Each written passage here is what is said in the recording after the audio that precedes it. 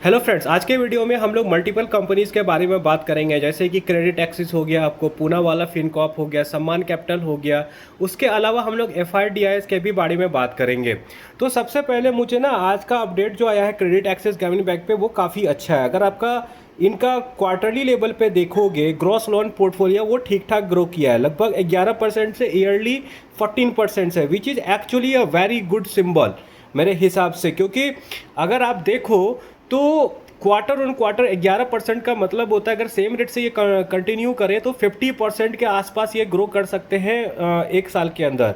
और सबसे जो इंटरेस्टिंग बात क्या लगा मुझे, आपको ये कंपनी छोटी नहीं है क्रेडिट एक्सिस ग्रामीण बैंक, लेकिन आप इनका अगर क्वार्टर ऑन क्वार्टर डिसबर्समेंट देखोगे तो वो 44% से इंक्रीज हुआ है। डिसबर्समेंट है ना, वो आपको एक्चुअल पिक्चर देता है किसी भी एनबीएफसी सबका। क्वार्टर ऑन क्वार्टर अगर आप इनका एनबीए देखोगे डिसबर्समेंट तो 44% बढ़ा है, एंड ईयर ऑन ईयर देखोगे तो 28% बढ़ा है, which is actually a very very good symbol. And इनका पोर्टफोलियो एट रिस्क वगैरह भी अक्रॉस स्टेट काफ़ी डिक्रीज्ड है। तो इस हिसाब से मुझे क्रेडिट एक्सिस ग्रामीण बैंक आज के टाइम पे सेफेस्ट एंड गुड क्या माइक्रो फाइनेंस की बेट लगती है। तो this is a company, if you are tracking micro finance industry तो इसको आप ट्रैक कर सकते हो। यहाँ पे क्या है कि low risk medium reward type का यहाँ पे आप सोच सकते हो कि आगे जाके यहाँ पे मीडियम रिवार्ड मिलेगा, और रिस्क यहाँ से तो लोअर है। शेयर प्राइस काफ़ी नीचे है, मार्केट के साथ साथ नीचे थी, भले ही इनके अपडेट्स अच्छे आ रहे थे। तो if you are tracking micro finance industry, this one looks to be a safest bet आज के टाइम पे। ऐसा नहीं कि पूरा पैसा इसमें डाल दीजिएगा, अपना कीजिएगा तभी डालिएगा, ये मेरा टेक है। I can be wrong, this is not a buy sell recommendation, इस बात का ध्यान दीजिएगा। उसके अलावा बात करते हैं हम लोग पूनावाला फिनकॉर्प पे। पूनावाला फिनकॉर्प का भी अपडेट आया था, तो उनका आपको एयूएम 60,000 करोड़ के आसपास है। लास्ट क्वार्टर में था 50,000 करोड़ के आसपास, 55,000 करोड़। तो कितने का जंप है ये? लगभग आपको 9.5 से 10% का जंप है, तो डिसेंट है। मैंने आपको बोला था ना, जो ये 50% से ग्रो कर रहे हैं वो उतना कंटिन्यू कर नहीं पाएंगे। क्या होगा ना, एक टाइम के बाद इसका स्केल बढ़ेगा।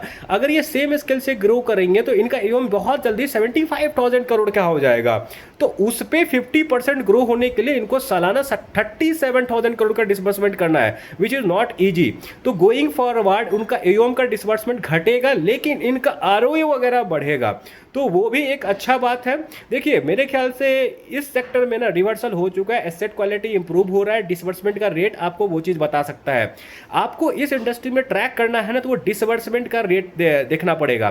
क्वार्टर ऑन क्वार्टर और ईयर ऑन ईयर का डिसबर्समेंट अच्छा खासा बढ़ रहा है, दैट मीन्स इंडस्ट्री अच्छा है, अलॉन्ग विथ कलेक्शन एफिशिएंसी। और एक चीज़ ध्यान दीजिएगा, कलेक्शन एफिशिएंसी जो है, मान लो अगर अभी आपको दे रहा है कि 99% है, उसका एक्चुअल नंबर रिफ्लेक्ट होता है आपको पीएनएल स्टेटमेंट में 6 महीने के बाद।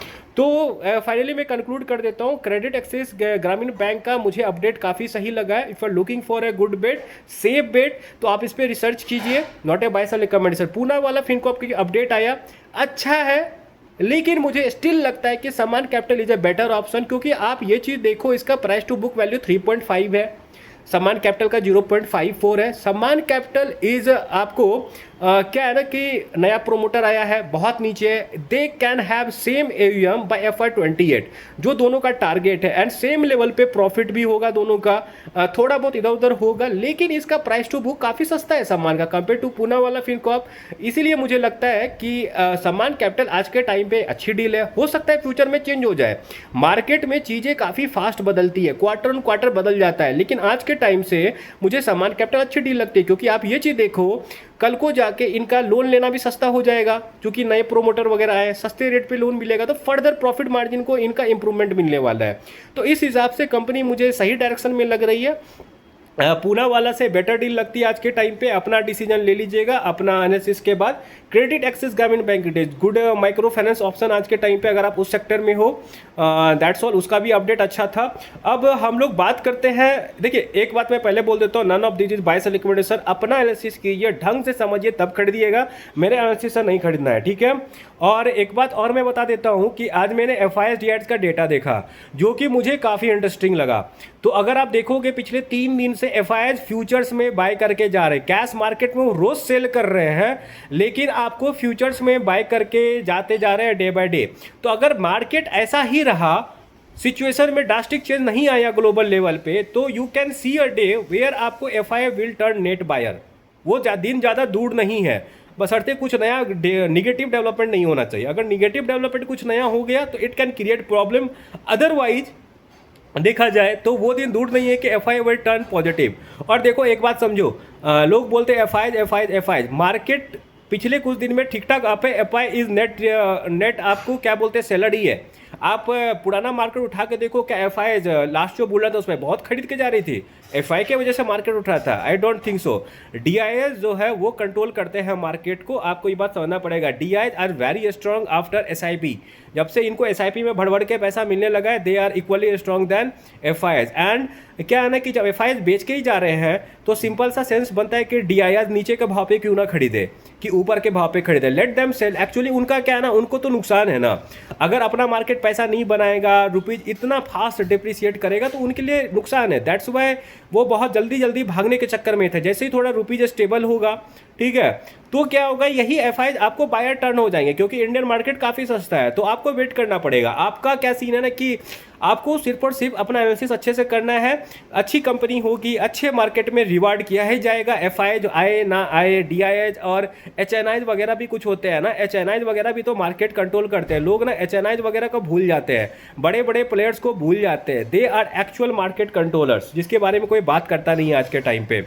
तो यही मेरा टेक है। आई थिंक आप कंपनीज के आपको अपडेट्स भी अच्छे आ रहे हैं। और हाँ, सम्मान कैपिटल पे एक और बहुत बड़ा अपडेट था कि देखो, लास्ट टाइम मैंने आपको उनका शेयर होल्डिंग पैटर्न वगैरह दिखाया था, तो आपने देखा होगा कि ब्लैक रॉक का थोड़ा उनका घटा है एलोकेशन, लगभग 5% के आसपास हुआ है। ब्लैक रॉक आपको डिफरेंट फंड के थ्रू सम्मान कैपिटल में है, ठीक है। तो आज ही उनका अपडेट आया था मैनेजमेंट का, तो मैनेजमेंट का ये बोला था कि ब्लैक रॉक अराउंड 5% होल्ड करता है, और उनका आपको परसेंटेज घटा है सम्मान कैपिटल में, ड्यू टू क्या हुआ कि नया प्रोमोटर आया। तो जो कंपनी पहले आपको 12,000 करोड़ की हुई करती थी नेटवर्थ, उसका अब नेटवर्थ बढ़ गया है, ठीक है। तो नया नेटवर्थ के हिसाब से अगर देखा जाए तो आपको ब्लैक रॉक का कंट्रीब्यूशन घट गया है, क्योंकि आप देखोगे काफ़ी शेयर होल्डिंग में चेंज हुआ है इसी क्वार्टर। तो यही था अपडेट कि ब्लैक रॉक का आपको भले ही परसेंटेज दिख रहा होगा, मे भी शायद उन्होंने सेल नहीं किया है। It will be confirmed in few month, ठीक है। वेट कीजिए, इतना पैनिक में कोई डिसीजन नहीं लेना है। हमारा काम है, अगर बिजनेस अच्छी कर रही है तो बने रहना, अच्छी नहीं कर रही हो तो अपना डिसीजन लेना, ठीक है। None of this is buyer sell recommendation, और that's all. I hope my video help. That's all, bye.